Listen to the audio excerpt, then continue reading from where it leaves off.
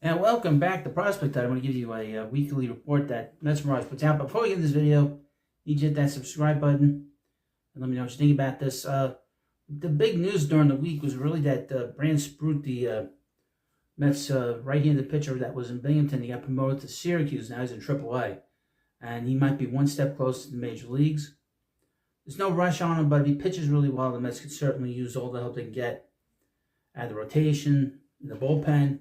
I would think that he'll probably be in the bullpen. He might not have a innings limit like some of the other younger guys the Mets have in their system, because he pitched 4 years in Florida in college. So he might be a different strategy. He might be at 140 innings. He might be 150 innings.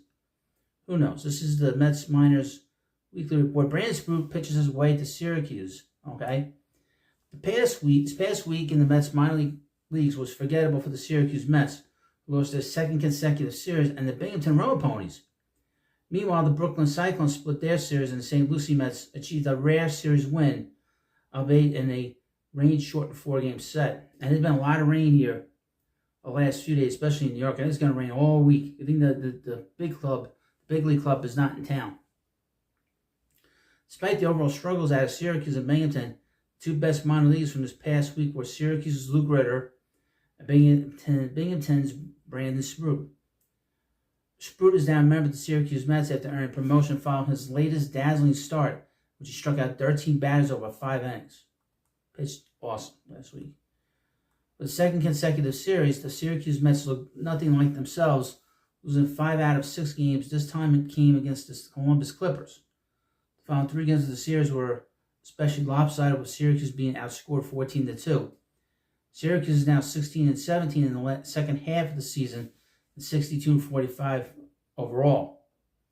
Luke Ritter had a phenomenal week, recording 9 hits, including 3 home runs, and also driving in 9 runs. Ritter had an OPS of 1688 in 6 games against Columbus to raise his OPS on the season to 895. Drew Gilbert recorded 4 hits in 4 games, 2 of which were doubles. Gilbert also walked 3 times while striking out just twice. Gilbert is still settling back into Syracuse after returning from his injury, and he owns a 659 OPS on the year. Jackie Bradley Jr. continues to have success for the Mets since his signing, as he went 3 for 12 with a home run this week. Bradley now owns a 816 OPS through 6 games with Syracuse. And I would mention, I don't think I did a video on it, was that Jackie Bradley was playing for the Long Island Ducks. He was hitting 400 with the Ducks. He had a 26-game hitting streak, which is a team record. And I would mention I was at the game on Saturday, and I stayed there for 3 innings. Then we had a monsoon. had to hightail it out of there. But he was signed by the Mets, as well as Tyler Zuber was signed by the Reds, and the Mets picked him up, and he's in the minor leagues right now too. Mike Vasso impressed in 2 starts against the Clippers. In his first outing, he allowed 1 run over 7 innings, before allowing 4 runs over 6 innings in his second outing. Overall, he allowed 5 runs in 13 innings and struck out 10. Vasso now owns a 5.46 ERA in the year, including a 3.76 ERA in his last 10 starts. He's a guy to keep an eye on. He might be a bullpen piece down the road, but we'll see about him. He's not pitched well in AAA the last year, but he's still a prospect. Out of the bullpen, Max Kranick impressed with 2 2/3 innings scoreless, while Eric Orsi and Shintaro Fujinami each threw 2 scoreless innings. Fujinami impressively did not allow a batter to reach in his 2 innings of work. Kranick owns a 3.20 ERA, Orsi a 3.25 ERA, and Fujinami a 9.42 ERA with Syracuse this year. Now, Double-A. The Binghamton Roma Ponies went 2 for 4 against the New Hampshire Fisher Cats. The 2 teams headed into a Sunday's doubleheader with 2 wins each, but New Hampshire outscored Binghamton 8-1 in the 2 games to earn the sweep and the series win. The Roma Ponies are now 17-15 in the second half of the season and 52-47 overall. Stanley Consuegra was Binghamton's standout bat of the week, going 5 for 17 with a double, a home run, and a stolen base in 6 games. Consuegra owns a 649 OPS since being called up to Binghamton. Now, where did I miss that he got called up to Binghamton from Brooklyn? I must have missed that.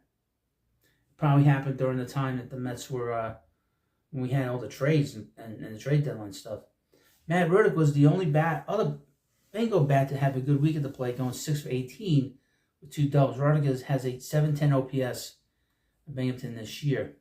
Brandon Sproat had arguably the start of the year for any Mets minor leaguer. In 5 shutout innings, he was nearly unhittable, striking out 13 batters, including a stretch of 11 in a row. With his performance, Sproat lowered his ERA with Binghamton to 2.45 and earned a well-deserved promotion to AAA. And that's in Syracuse. He's easily become the Mets' top pitching prospect since Christian Scott's promotion to the base. I would argue that he's probably the Mets' best prospect at this point. He might be the guy that will emerge as an elite pitcher. Goes 100 miles an hour. His biggest issue is his command. Sproat had a fantastic outing. Both Luis Moreno and Joan de Suarez had almost equally impressive appearances. Moreno allowed just 1 hit and 1 walk over 5 innings. Shutout innings, striking out 9, while Suarez allowed just 1 hit over 6 shutout innings. Also, striking out 9, Moreno owns a 3.82 ERA in 18 games with Binghamton, while Suarez owns a 4.30 ERA in 19 games. Rome Ponies also experienced some great bullpen appearances, with Josh Hedgeka and Nolan Cleaney each not allowing a run. Jeffrey Colon also did not allow a run, though he was the starter in his game. Hedgeka has a 4.63 ERA in 8 games since being promoted, while Cleaney has a 5.54 ERA, and Colon has a 1.69 ERA in 4 appearances. I would mention as something to keep an eye on, the Met pitchers in their minor leagues have had good years, and the Mets position players have not had good years.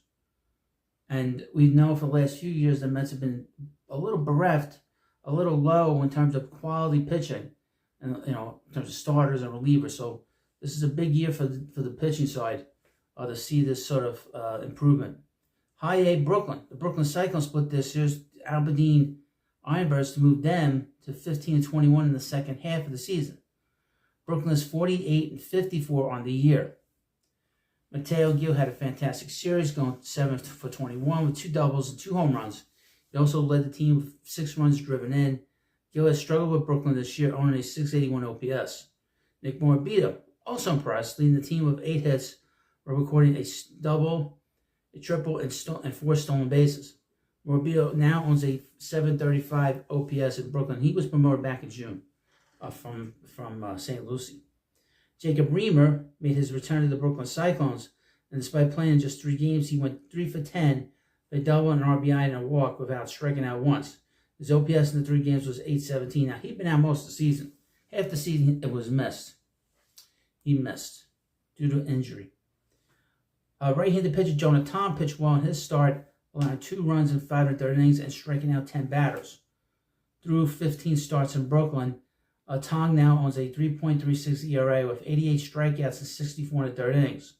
We get a chance to pitch in Binghamton before the season's over. Mets have been very aggressive with their prospects this year. I would mention it before I forget.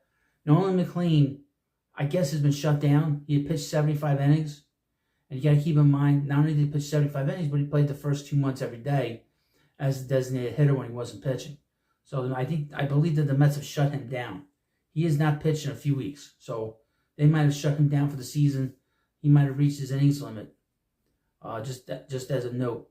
Joeline Ramirez also had a solid start, allowing 1 run in 4 innings. Ramirez has started just 5 games and 14 appearances for the Cyclones, and he now owns a 3.80 ERA.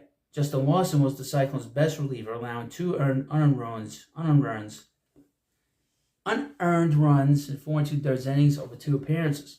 Lawson now owns a 2.84 ERA and 26 appearances in Brooklyn. Easy for me to say. Unearned.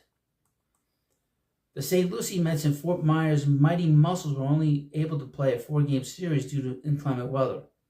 But the Mets came out on top by winning 3 of 4 games. Still, St. Lucie is just 12-22 in the second half of the season, 34-66. It's a terrible year. It's how it happens sometimes. You'll get like prospects play well, and then the team doesn't play well, and vice versa. Boston Barrow had a fantastic week, going 5 for 14, a double, a triple, and 2 RBIs. Barrow now owns a 775 OPS, with St. Lucie including 831 OPS in his last 29 games.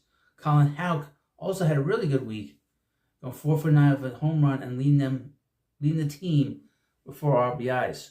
Halka struggled overall, though, owning a 617 OPS. Diego Mascaro also went 4 for 9, though he didn't walk or record an extra base hit. He raised his OPS in the year to 532. Oofa. Not good.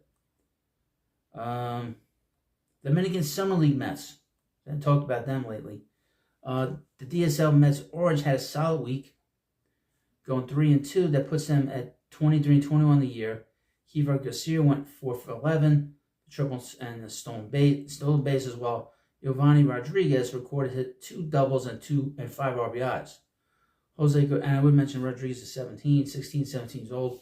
Jose Guevara allowed 1 run and struck out 5 in 5 innings, as did Emilio Abasopo, who has a 3.42 season ERA. The DSL Mets Blues struggled, going 1-3 to put them at 15-28 on the year. So this is the Mets week that they had. According to them, the players of the week was Luke Ritter, and the everyday player, and the pitcher for the week was Brandon Sproat, and he got promoted to AAA. So keep an eye on these two in particular. They might get promoted to the Mets very soon. There isn't too much that Luke Ritter can do right now. He's done everything well.